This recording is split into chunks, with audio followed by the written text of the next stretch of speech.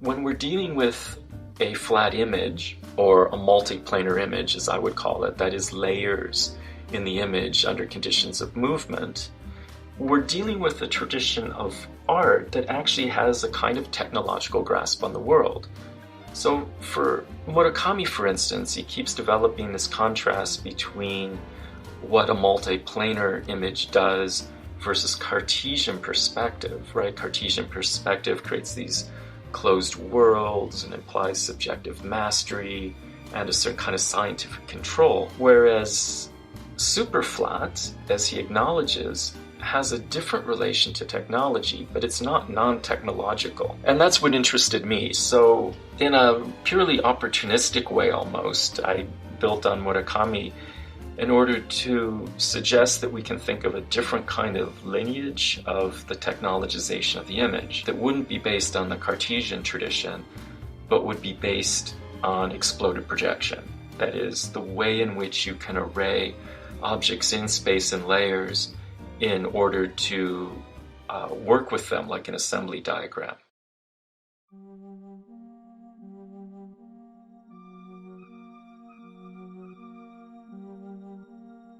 Unlike Miyazaki Hayao,庵野秀明takes the notion of animatism not to be so much a form of resistance to a technological world, but as the realization of a new kind of technological world. And庵野Hideaki's a little bit ambivalent. Like sometimes he plays with this new technological world as if it's a dystopia. And sometimes he plays with it as if it's a new kind of utopia. So he's always a bit ambivalent.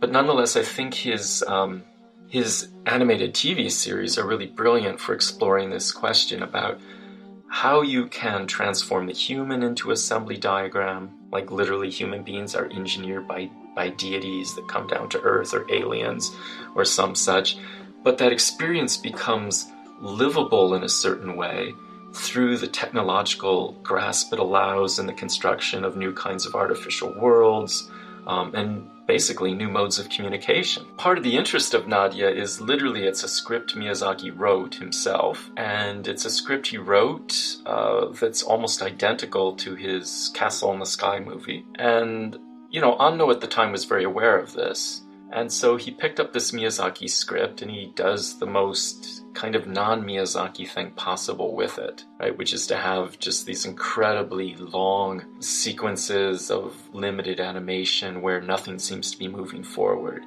right? So he's constantly undermining all of the forward movement that the Miyazaki script implies.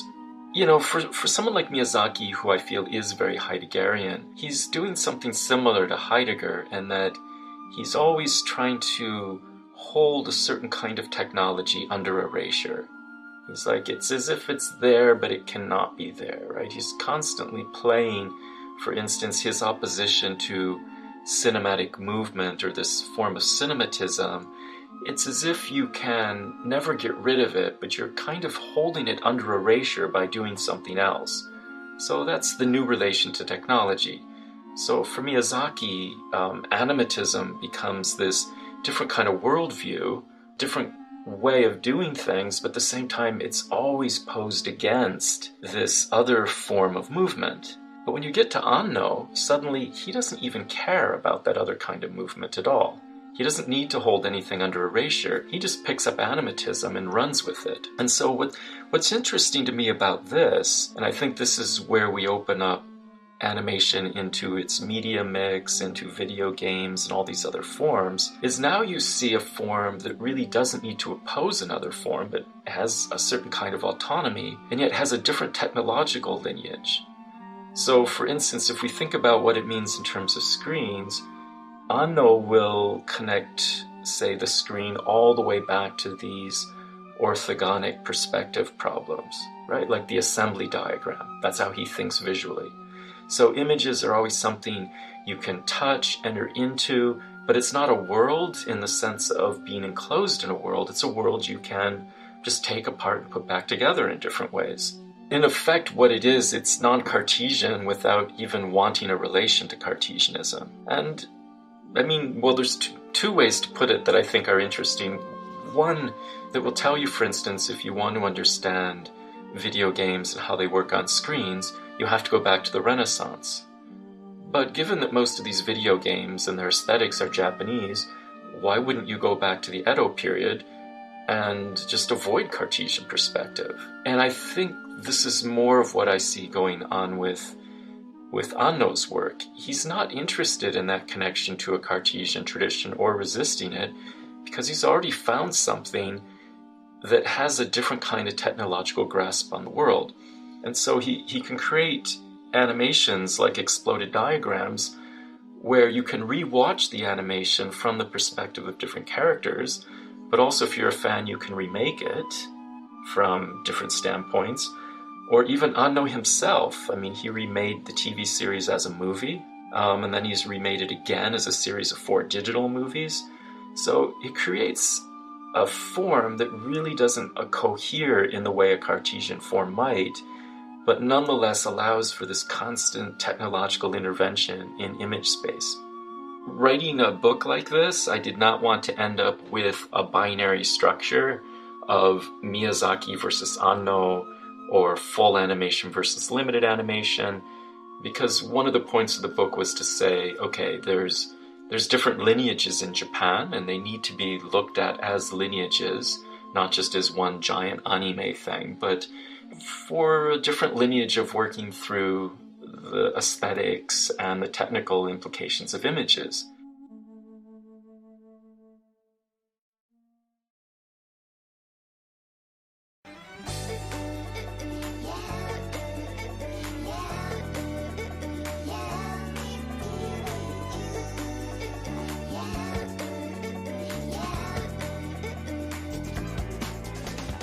I turned to Chobitsu partly because, again, you have a story that is in dialogue with Nadia as well as with Miyazaki, but it's really scandalous, right? I mean, she has this on-off switch between her legs that is precisely the jewel of Nadia, or the jewel of Ashita and Castle in the Sky. And the Clamp team, they're very astute. They do this really deliberately. They want to make us think about, okay, we're going to have a similar kind of story, but we're really going to foreground these kinds of strange sexual, technological implications of male-female relations. For me, it was actually a challenge, and I think it was part of the hardest to write, because I didn't want to say you have these 2 things and then you have a 3rd thing that's beyond all of them, but really think about the way in which these 3 different lineages were speaking to one another, creating kind of a dialogue.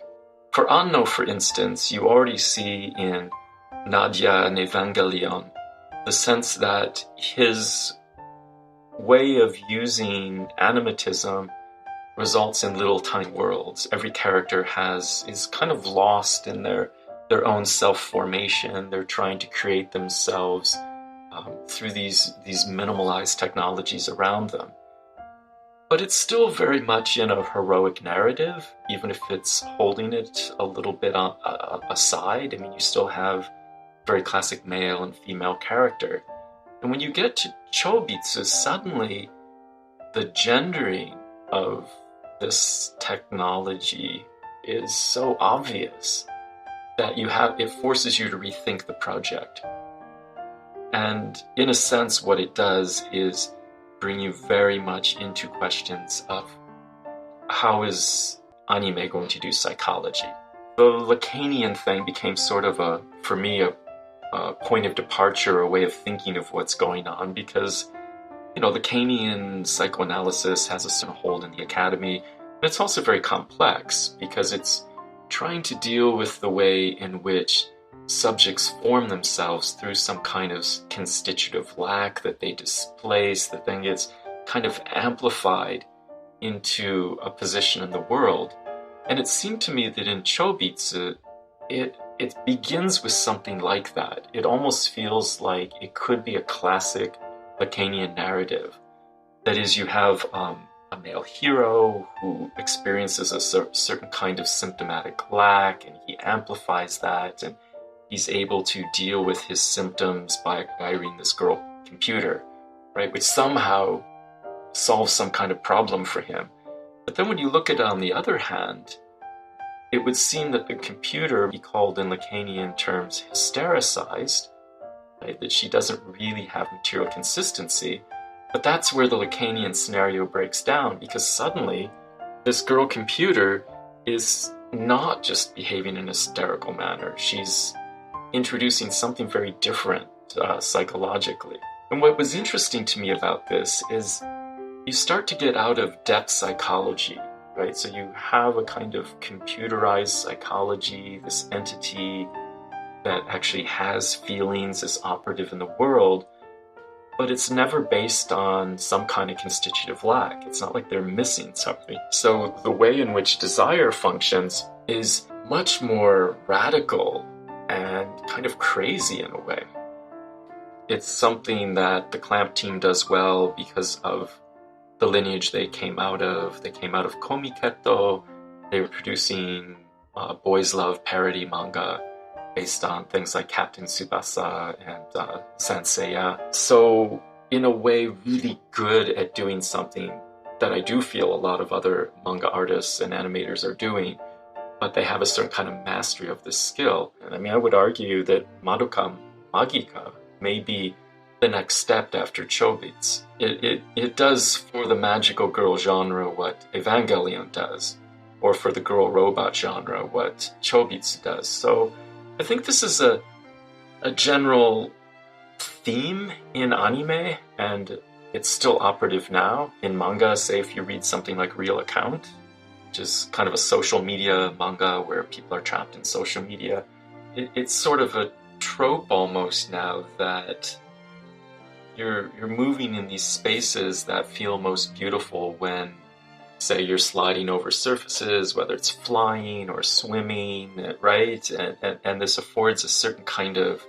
heightened aesthetic appeal. But there's always this uncanny moment where it feels like a moment of depth emerges. But when the depth emerges, it doesn't become a psychological depth that explains the characters. What it does is it opens up another world or another dimension. And you can either read the story from a different angle or rewrite it from a different perspective, or actually just literally go in another direction. That was kind of interesting me in Chobits. It's the same thing. Like when you get these moments where it feels like depth will happen, they don't operate as a truth. They operate as a shifter to allow you to transform your relation to the story.